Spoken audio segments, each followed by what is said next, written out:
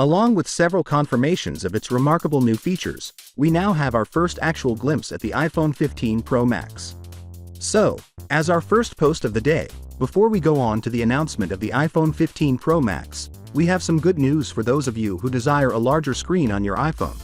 Apple is working on a solution.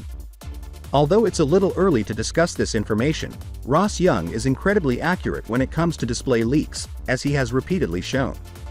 According to his most recent tweet, the iPhone 16 Pro will be 6.2 inches in size and the 16 Pro Max will be 6.8 inches, making them both 0.1 inches larger than their predecessors.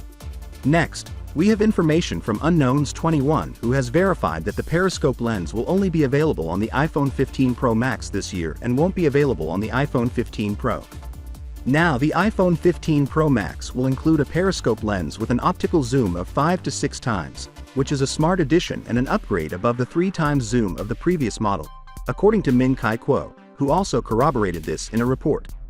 The larger optical range and digital cropping technologies not only enable us to take excellent images at up to 6 times zoom, but they will also enhance the quality of the photos taken at 12 times zoom.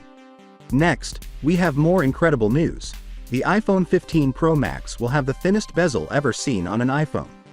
Reliable Licorice Universe shared a photo of the screen protector for the iPhone 15 Pro Max along with a rendering of what the device will look like. As you can see, both are much thinner than the previous models. The iPhone 15 Pro Max will also feature a bezel that is somewhat curved, much like the Apple Watch, and I must admit that I believe this gives the device a lot more expensive appearance.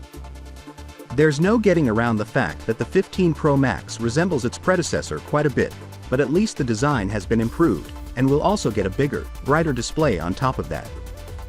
Finally, what are your thoughts about it? So with that being said, let me know your thought in the comment below, and if you are new here, please subscribe. Peace out.